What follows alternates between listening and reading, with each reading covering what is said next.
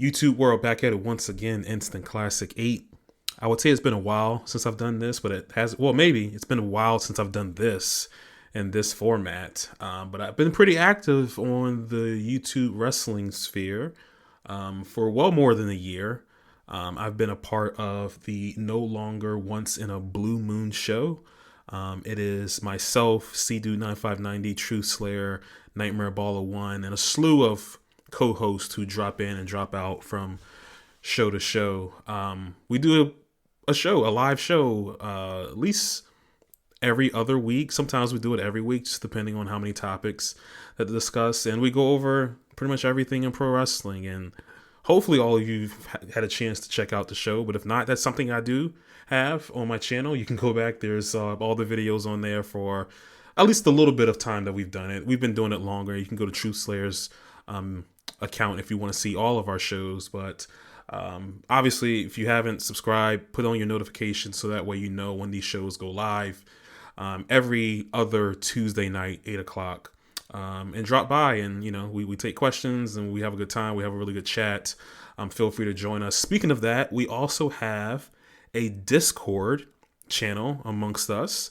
And it's just been a good way to kind of wean us off of having to be on the socials, YouTube, or not YouTube, but Twitter, or if you're somehow taking part of wrestling commentary on Instagram or Facebook, good Lord, you got to get off of that. But yeah, we have a Discord channel where we talk about wrestling, we talk about sports, we talk a lot of stuff on there. And, it's open invite. Feel free to join. I'll put the link in the description.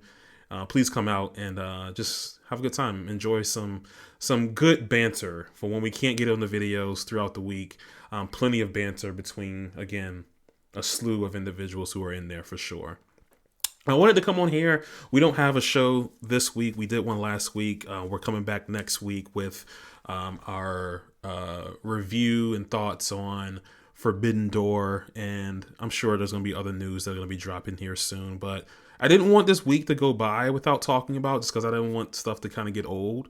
I wanted to preview Forbidden Door because I'm pretty excited for that show. I want to talk about the card and kind of where I see Forbidden Door kind of going here in the future, considering where we are now.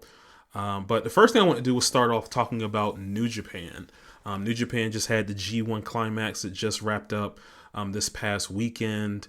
I had an opportunity to watch the finals. Just to be completely, and we've discussed this over the last month on the Blue Moon Wrestling show.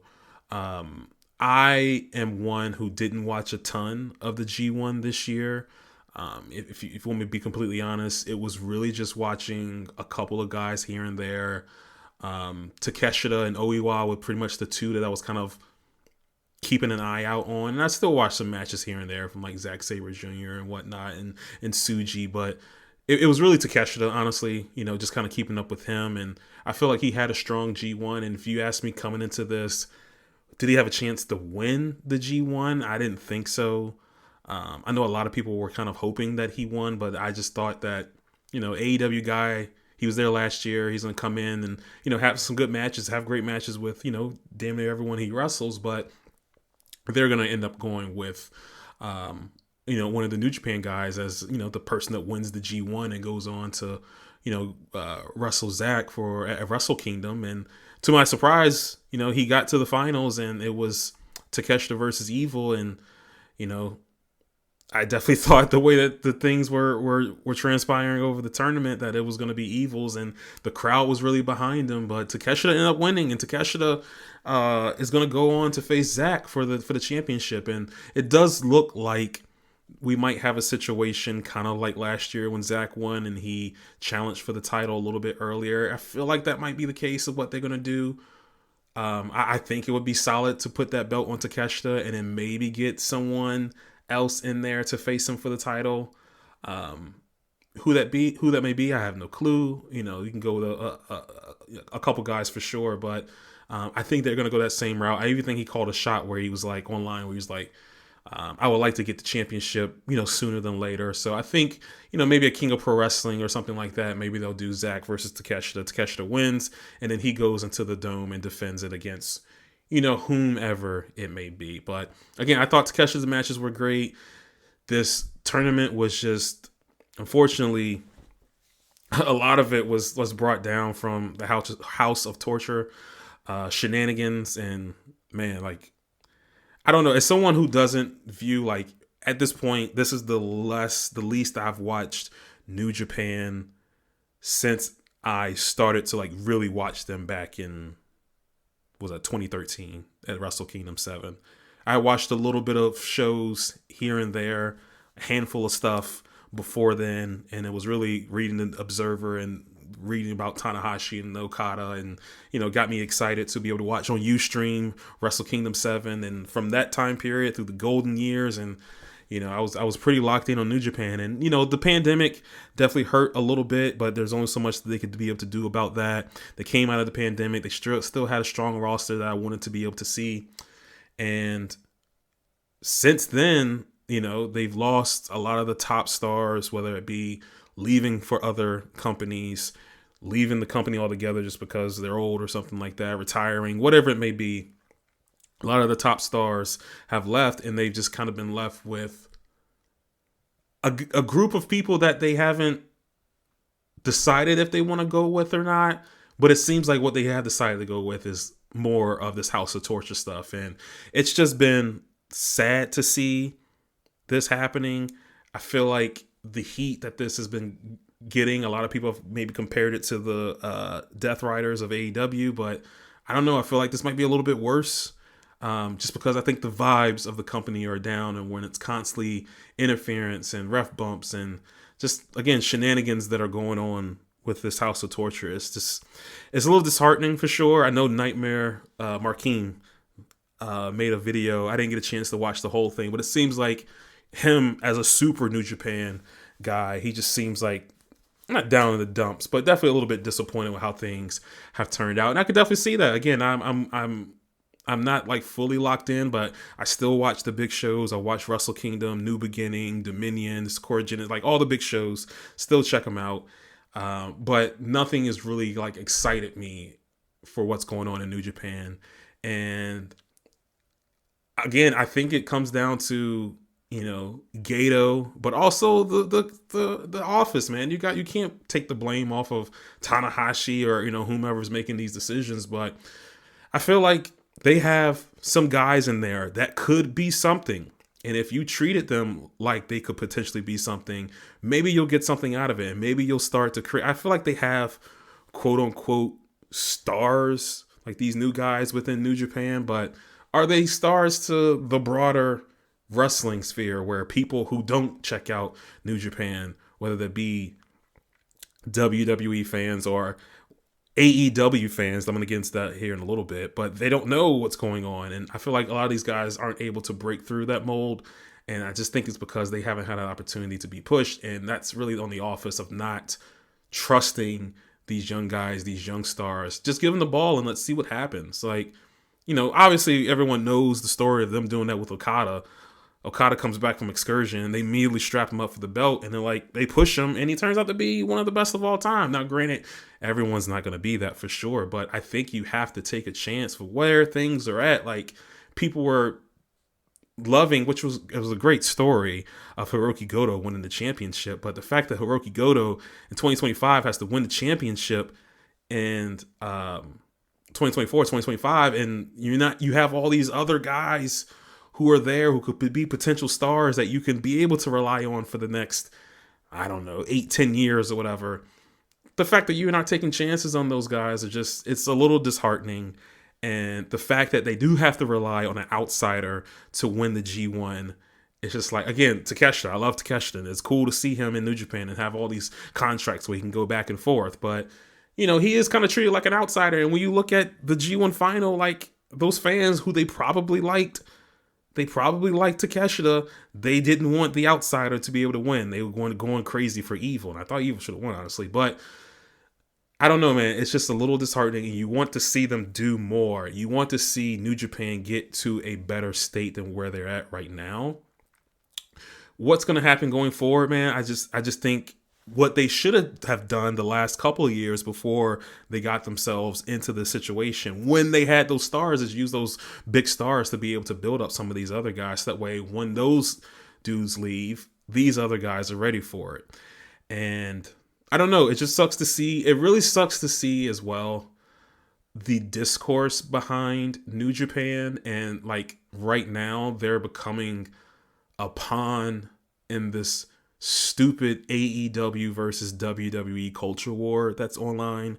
And again, you've seen that over the past few weeks, and it just sucks to see that because I mean, granted, some of the stuff that's being said about the company, I'm not going to say that people are wrong, definitely so, but it's really, they're using this just to be like the point fingers and stuff like this. WWE has this quote unquote, I'm using quotes by the way, partnership with, TNA and, I wouldn't say AAA, they own AAA now, but you see like TNA and TNA's houses are going up a little bit. And people are using that where like, oh, WWE has this partnership with TNA and their houses are going up. AEW has this partnership with New Japan, their houses are going down. And I just hate seeing stuff like that when it comes, like, it's so unnecessary. It's so, again, just the discourse around the company. And again, maybe it's their own doing because they didn't have the opportunity to be able to push the guys when they should have a couple of years ago. So that way they wouldn't be in this situation. But I don't know, you hope for the best. We have a couple more months left in this year. Obviously things start ramping up for Wrestle Kingdom. Things start to go, it's a little bit more interesting on there, and you always ride off that high of New Japan, of Wrestle Kingdom into new beginnings, Genesis, and the New Japan Cup and things like that. And you hope that they can be able to get to that point, but not to a point where the vibes where they are right now just continue. Tanahashi put out that 10, 12 point plan, whatever it was. And brother, once you're done with this retirement run, like you need to get to work because things are just not looking great right now. Again, I'm still going to check out New Japan when they have big shows and matches that I really want to see. But I can say that the feeling that I once have, I hate to use feeling because the people say restore the feeling and whatnot, but the feeling that I used to have, the excitement that I just had earlier this year, like, I don't know, man. You just hope things can get a little bit better, but we will see. New Japan, we're going to talk about them here again in a second, but I want to move on to AEW really quickly to talk about Forbidden Door. The first thing I want to bring up, I just mentioned that I wanted also to bring up, in regards to AEW fans not knowing who some of the stars are within New Japan. This past week or last week, we got the debut and notice of signing for Ace Austin to AEW. Cool pickup. I think Ace Austin's pretty good. Excited to see him mix it up with, the AEW roster. All good to go with that. But I was very surprised, and yes, Twitter is not the litmus test, but honestly, maybe it is for in this situation where I saw a lot of people who are AEW fans say that they weren't very familiar with Ace Austin, and I was very surprised about that. As a fan of AEW, and I do preface that, by the way, I am a fan of AEW. I am not an AEW fan. I believe those are two different things. I am a fan of AEW. I don't live and die by this company. I enjoy what they do, but I am not one of these crazies where on Twitter they're like, hey, if AEW goes out of business, I'm done watching wrestling. I'm not like that. I will find something else to watch. There's always plenty of stuff to watch out there. So for me, as a fan of AEW and seeing people who I consider, and they themselves consider themselves AEW fans, I always felt like we were ones that weren't afraid to go out and look at other stuff when it comes to wrestling. Like we gave a chance to New Japan, or you give a chance to TNA before he started working with WWE. You watch Noah, you watch AAA, whatever it may be. Like you watch these companies just to see what's going out there, even if your main source of pro wrestling is one of these American companies like AEW. And I saw a lot of people say that they weren't familiar. They had never seen Ace Austin, and Ace Austin's been in TNA for a bit, and I'm just like, man, y'all never decided to check him out and just see what's going on. And that just really shocked me, because if you told fans, or if this happened, maybe not, if this was the same crowd that this was at the start of AEW until about 2022 or so. I feel like a lot of those people would have known who Ace Austin was, because I feel like a lot of those wrestling fans were still going out and looking at other stuff. But I do think that there has been a shift in AEW fans, just like WWE fans. A lot of those people are brand new. I feel like a lot of the AEW fans that have come over are maybe not necessarily brand new to wrestling or so. Maybe a few are, but maybe they just were WWE fans and they came over to watch AEW. I don't know. I'm just surprised at how the audience has really shifted in regards to what they are looking at. I feel like, again, a lot of these people,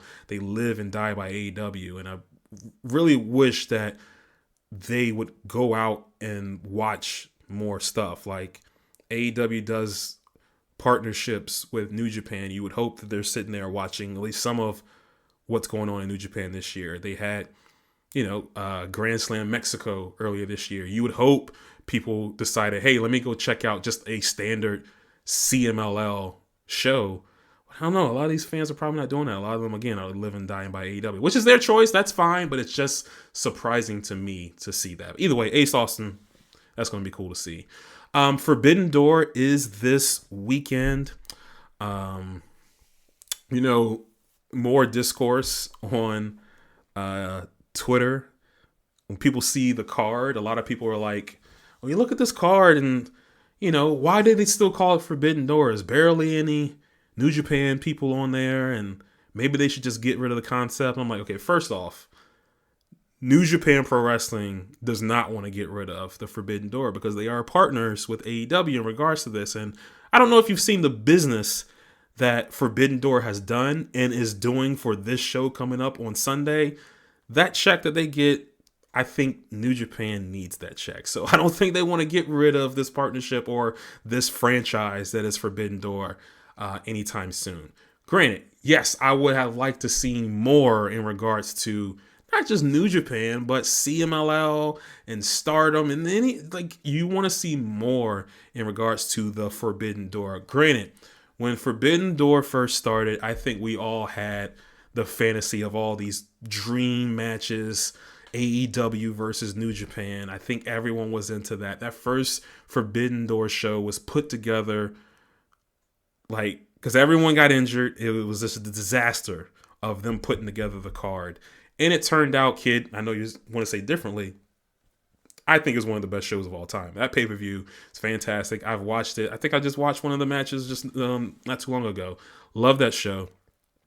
But that card was put together with the scraps left over that they were initially had planned out for that show. And then the next year, we did get dream matches. We got the rematch of Omega versus Okada. We got the huge main event of Bryan Danielson versus, I'm sorry, Omega versus Ospreay, the rematch that we got from the Wrestle Kingdom match they had earlier that year. And then we got Okada versus Danielson, the big main event. We got those dream matches, which were really cool. And they still had, other matches of AEW versus New Japan. And last year, it definitely was way more AEW. Like, I think wasn't the main event Swerve versus Ospreay. And granted, again, you still had a couple things here and there, but this year it definitely feels like nothing in regards to Forbidden Door. And if it is, it's the same people that we've kind of always seen.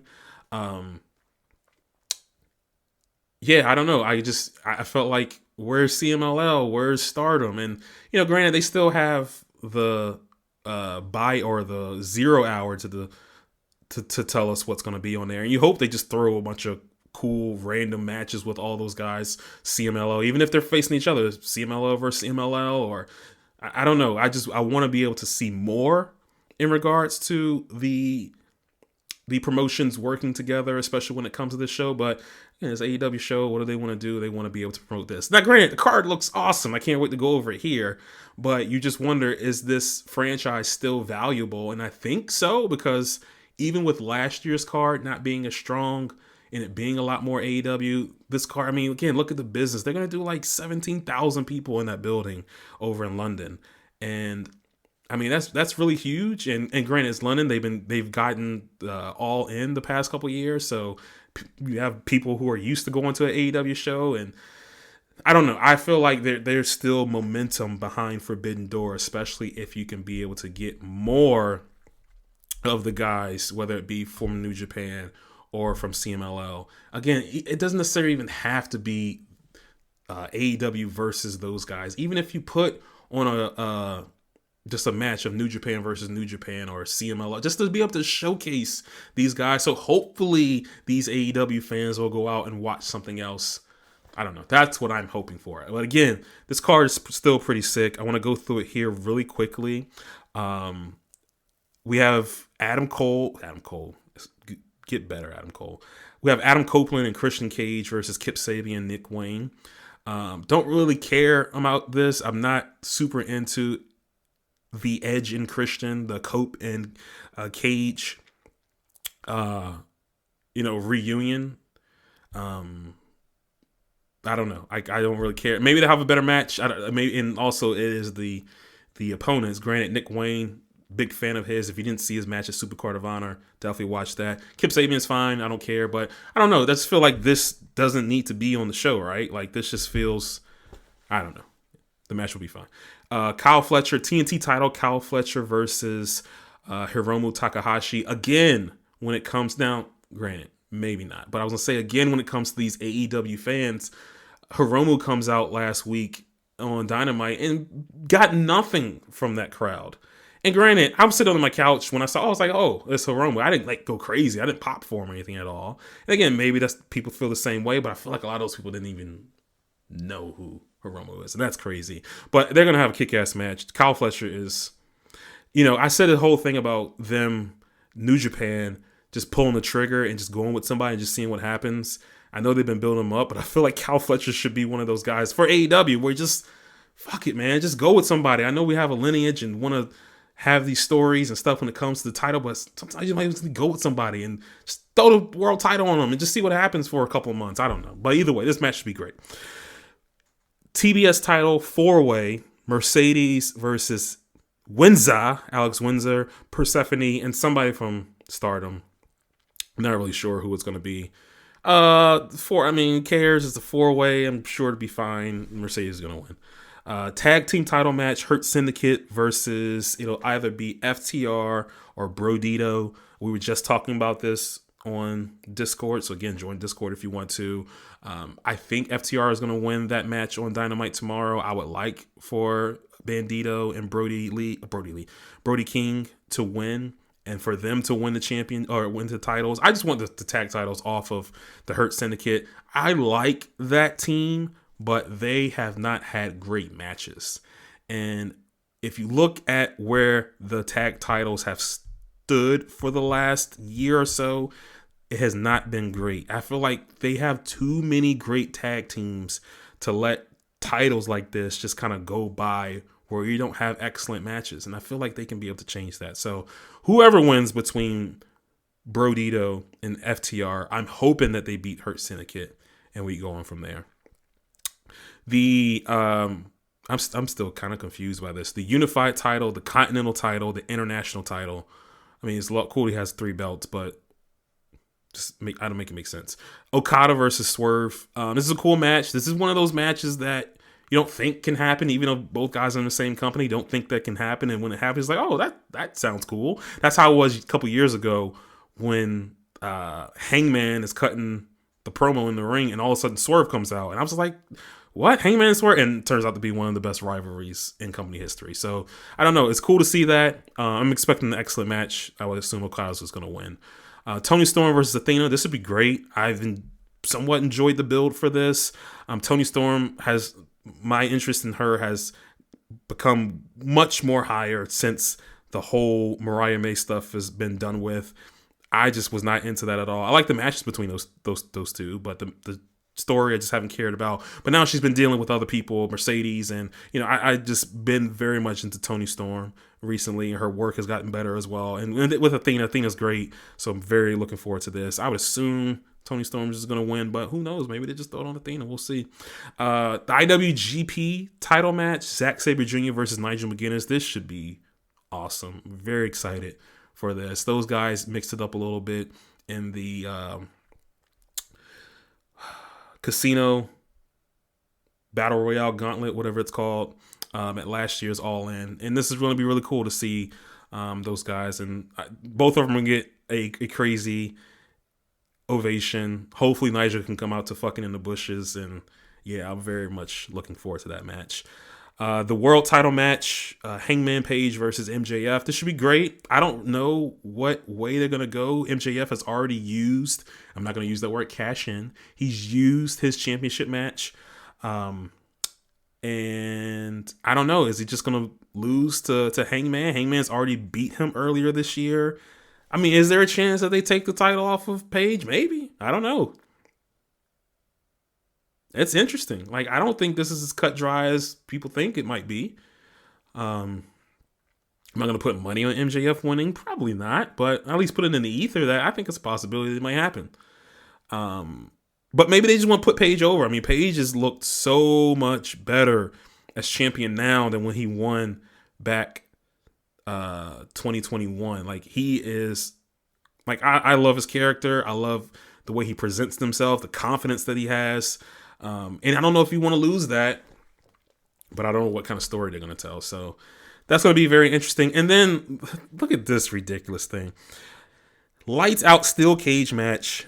Claudio, Moxley, Gabe Kidd, Matt and Nick Jackson versus Darby Allin, Kenny Omega, Kota Ibushi, Hiroshi Tanahashi, and Will Ospreay. Are you fucking kidding? Like, do you hear this?